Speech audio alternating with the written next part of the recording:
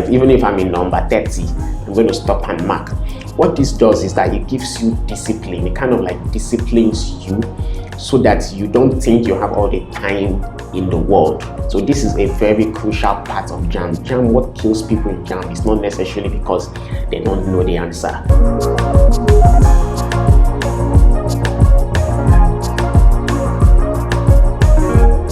How to crush your Jamb and post-utme exams this year. And I'm telling you from experience, because when I wrote my Jamb exams, I scored 247, and in my post-utme I scored 280. So I totally crushed it once. I kind of like didn't have any problem at all. And there's a particular secret I want to give to you in this video. The easiest way to read for your Jamb, for your post-utme, it's a very simple technique. It's a cheat sheet I'm going to be giving you, even though it's not cheat for your exams, but it's cheat on how to read, the easy way to read for your exams that won't stress you too much, that would guarantee give you 240 and above. So if that sounds like something you want, then stick around in this video and watch to the end. So before I go into the practical aspect of how to read for your Jamb exam to score 240 and above, I want to tell you a little bit about my own Jamb story. So I wrote Jamb twice actually. Now the first time I wrote Jamb, my parents were not in support of it. I wanted to go to the University of Ibadan, right? And so they did not support my going to that university, and so they kind of didn't want to buy the Jamb form for me because they knew that that was my decision. And so a stranger actually bought my first Jamb form for me. You know, I just met him like in the library, and it's kind of like we just started having a discussion, and I kind of like just talked to him about it, and he told me that okay, he's gonna pay for my Jamb, and he paid for my Jamb. And the first Jamb I wrote, I scored 204. The very first Jamb I wrote using the same technique. But my parents didn't want me to go far away because back then I was living in the city of Calabar. It's down south, and from Calabar to Ibadan, for those of you that know Nigeria, it's a very far distance. That was in the year 2008, I believe, year 2008. And so the next year, I decided to like have a change of heart. I decided to feel a university that is a bit closer to home, not the University of Calabar, but a university in a neighboring city. And so after much prayers, like serious prayers, and pleading with them that look, I don't want to school in this city, they kind of like reluctantly agreed. They bought me the Jamb form, and I used the same technique again. I read and I scored 247 in that Jamb. It was a very stress-free, very stress-free, and I'm an art student. As an art student, my combination was English, literature, CRE, and commerce. Right, that was my combination for my Jamb. And then, of course, there are different combinations for different courses. Different courses you might want to study. There's the science combination, there's the commercial combination, there's the art combination. But that was my combination: English, literature, commerce, and I think CRE. Yes, CRE. I wrote the same subject for my post-utme, and that was in year 2009, and I gained my admission in 2010. So my university education was between the year 2010 and 2015. So I graduated since 2015, and I've been like working and enjoying myself ever since then. Now the thing is this: I'm gonna make another video for university, whether university is good for you or not, right? But for me, after I finished my university in 2015, I vowed not to go to school again. I didn't pursue masters, PhD. A lot of my colleagues did that. They pursued masters, PhD, second degrees, you know. But for me, I just say, you know what, I am not doing anything school again. I want to go straight and hustle. And so help me God, I mean, this is 2022. I've been able to build a couple of businesses. I am a digital marketer, I'm a brand manager, and I've worked for some of the top companies in Nigeria, despite the fact that I didn't like school. And I mean, all the places I've worked in, all the top organizations I've worked in as a digital marketer, as a brand manager, they never asked me for my certificate. They never asked me which school I went to. They never asked me which degree I graduated with. It was, can you do this? Can you show that you can do this? All right, you're hired. End of story. There was nothing like certificate or anything. Enough of my chatting. Let's not get down into the practical way on how you can read for your JAMB and score 240 and above. This secret was handed over to me by a friend of mine, Luke Kufre. Luke Kufre is my very good friend. Unfortunately, he kind of like passed on after our university degree and after our university, and it was very, very sad time in my life. But he was the one that taught me this, and it kind of like, and it worked for me. And he was actually a science major. His combinations were physics, chemistry, mathematics, and English, and he used this same method. So this same method works for both science and arts. Now there are exceptions though. This method, this past questions method I'm about to show you, might not work for literature, right? Because literature is a bit complicated. Literature has poetry, it has prose, it has drama, texts, like texts that you have to read, and so this method might not really work for literature. You actually need to get the book. I think there's a compilation of all the poetry, all the prose and poems and drama you're supposed to read for your JAMB exams in a compilation every year. I think they update it every year. So you need to actually read that for literature. And I did that because I was a literature student. So I had the compilation. So this method does not really work. You have to combine this method with actually reading that compilation for your literature. For every other course, every other subject, it works. It works even for English, even for mathematics. It works. It might not work for literature, right? So that's just the caveat I'm giving to you now. So if you're a literature student, take note of this. Stop reading textbooks. Stop reading your secondary school notes, your high school notes. You don't need all that. Past questions have compilations. I think from year 1984, make sure you cover the past questions from 1984 to 2001. Don't read any textbook, don't read any notes, solve the past question. One thing about JAMB is this: the questions are very repetitive. The reason is because I told my students in the center I tutored in, I kind of like enjoyed tutoring anyway, so I told my students that look, history has not changed, government, literature, English, mathematics, physics, chemistry has not changed. So the questions cannot change. The questions that were asked in 1991 will be asked in 1995, will be asked in 1997, will be asked in 2001, will be asked in 2009, will be asked in 2012, will be asked in 2015. It's the same questions.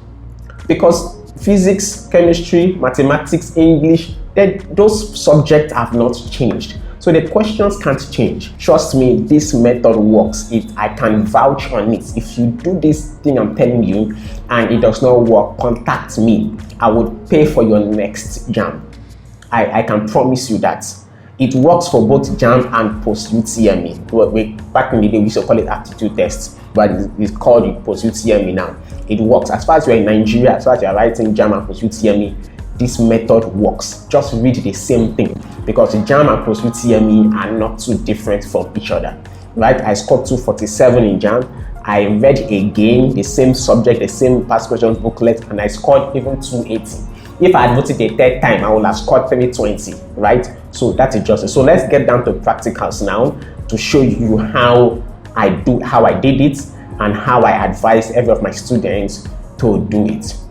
Okay, so I got my past questions right here on my phone, and of course, as you can see, it's online. Of course, this one just contains 2010 to 2018, but you can get the ones that have a full. You also need to be able to surf the internet well enough, and you'll be able to get it. So let's just jump right into it. So the first thing you're going to do when you have your paper, as you can see, I've gone ahead to rule the different lines in my paper or in my book. I advise that you have a higher education notes. Just buy a higher education notes each subject. So when I did mine, I had education notes for each subject, so that my work can be very neat, because I went all in on this. There was no jokes. So when you rule your full scrap sheet, your paper, your book, whatever you want to use, you just go ahead and number it 1 to 50, because Jamb questions are 1 to 50. So let me just go ahead and just name this first of all, government. 2010. Okay, so that is the year, and then go ahead and number your book 1 to 50.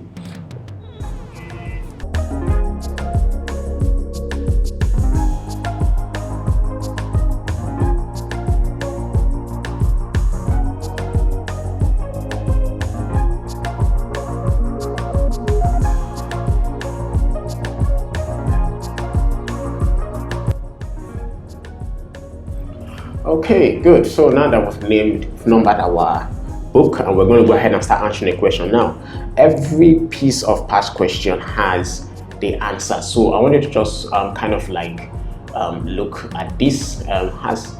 So there's the 50 questions, and then when you scroll down, there is the answers. Every year they have every past questions you are looking at, you know, whether the physical copy or the online copy, they have after the question they give you the answers, number 1 to 50, right? So be true to yourself, answer the questions based on what you know. Now, one thing with Jamb is this: Jamb is not all about whether you know it or not. You don't have to spend so much time on one question. You have, so let me break it down for you. You have like an average of, let me say, 30 seconds. You have an average of 30 seconds per question. So you don't have to spend too much time, because I think the entire questions, all the 4 subjects, I think it's 2 hours. I'm not sure how many, but I think in my time it was 4 hours. In my time it was 4 hours, but I think now it's just 2 hours. So I think that simply means that you have an average of about 30 seconds, because 60 seconds make 1 minute. So you want to be able to answer a question in less than 1 minute, basically. You don't need to. So whenever you are reading a question, if you are reading a question, you know, and you don't know the answer, guess the answer. Don't try to think. Don't try to think. If you know it, you do it. If you don't know it, you don't know it. Guess the answer and move on.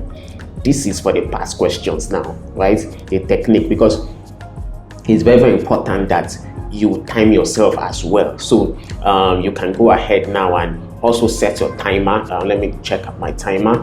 Let me set my timer to help you are looking at what I'm doing. Let me set my timer to I want to answer these 50 questions in 35 minutes, right? So now this is a timer. You can use any timer app on any phone. Just make sure that you are using all the gadgets you have available with you now to make sure try to use to pass your exam. So the timer, I'm starting my timer, and 35 minutes. So by the end of 35 minutes, whether I finish or not, I'm going to stop, right? Even if I'm in number 30, I'm going to stop and mark. What this does is that it gives you discipline. It kind of like disciplines you, so that you don't think you have all the time in the world. So this is a very crucial part of Jamb. What kills people in Jamb is not necessarily because they don't know the answer. It's mostly because of time. Many people spend so much time on one question, and you don't have to do that. Quickly read your question. If you don't know it, guess it. A, B, C, guess it, and click on it. In our time, it was not even clicking. It was when you used to shade.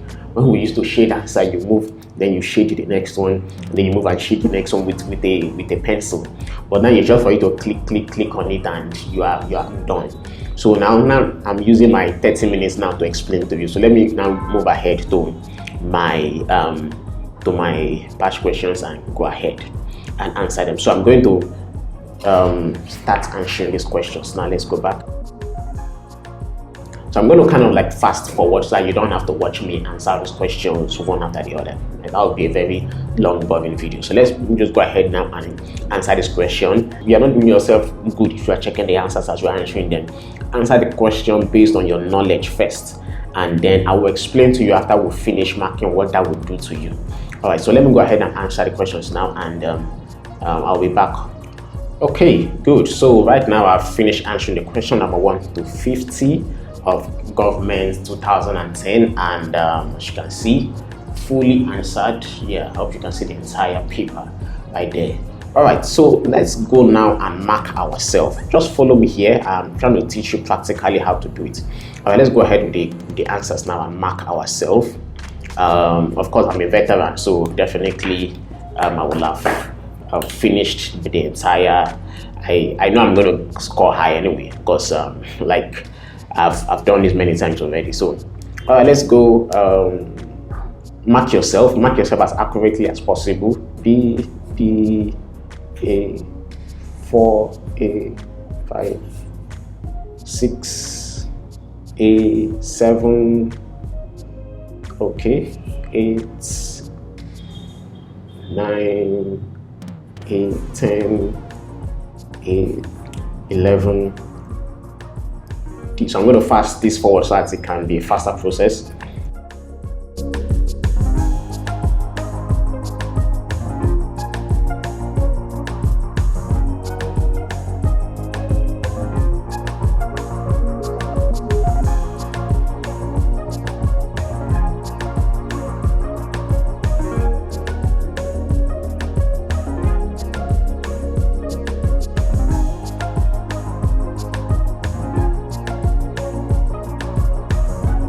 Alright, so now that we've finished marking ourselves, so let us score ourselves over 50 now, because that's how they're going to score you in your normal JAMB when they're scoring. So let us count how many we got right and how many we got wrong.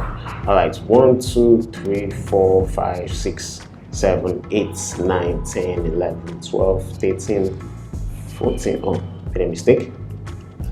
Start again.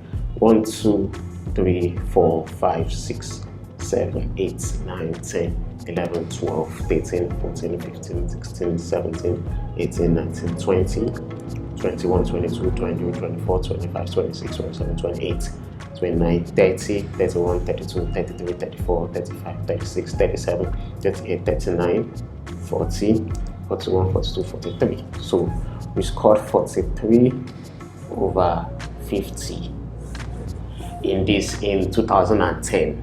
All right, good. So now let me explain. You see, like I said before, JAMB repeats a lot of its questions, right? And so what happens is that if you do this consistently, let's say you start from 1984. Of course, when you start from 1984 and you follow the principle, which is that don't spend too much time on one question, just guess the answer and move on. You might not get so many, right? You might be getting, let me say, 19 over 50. But don't worry about it, right? Don't fear. Continue. By the time you get to, let me say, 1990, by the time you get to 1990, let's say you get to 1995, with the same principle of speed and time and everything, you will be getting almost like 35 over 50. The reason is because between 1984 and 1995 questions, you have repeated it up to about 4 times. You have recycled the question about 4 times, right? So most of the questions that you'll be seeing, you will have seen them before. So it will be getting easier for you to answer it. By the time you get to, let me say, year 2000, you will be getting, in short, 45 over 50. By the time you get to year 2000 and let me say year 2010, most likely you'll be getting 50 over 50, most likely. And adhering to the principle of 35 minutes, maximum of 35 minutes per subject, right? 35 minutes per subject, don't exceed 35 minutes. So even if, let me say, you answered only in 1984, the 35 minutes, within the 35 minutes, you answered only, let me say, 25 questions, right? After the 25 questions, you got only 19 right, and then you got the other 6 wrong, right? So you still mark yourself 19 over 50, right? You still mark yourself 19 over 50 because in a computer center, in the CBT center, once the time is elapsed, the computer will shut down. Whether you finish or not, the computer will shut down. You will not be able to answer again. So stick to that time. Then of course you will get better. By the time you get to 1995, this 35 minutes, you will be able to answer, let me say, you might be able to answer up to 40 questions and you didn't answer 10, right? And then after the 40 questions, you got 35 correct. So you mark yourself 35 over 50. You mark yourself 35 over 50. Simple. Just don't lose hope. Initially, between these early years, between 1985 and 1995 or 1996, you will not be answering all the questions because of this 35 minutes limitation, right? But you will get better. By the time you get to year 2000, you will be having extra 2 minutes. All these things are things that I did in my own exam. You'll be having extra 2 minutes because you will have gotten used to it. You need to discipline yourself, not just in sticking to past questions, but also in speed. By the time you get to year 2010, you'll be able to answer all the 50 questions, even with the 35 minutes, and still have like 2 minutes extra time, So you just need to be disciplined with this particular model I'm teaching you. Trust me, this model works. Forget about reading textbooks, forget about reading online, forget about whatever they tell you in your Jamb classes. I'm not speaking against Jamb classes here, but please, of course, attend as many Jamb classes as you want to attend. But when you get back home, do this method I'm telling you works. It is tried and tested both for science and art students.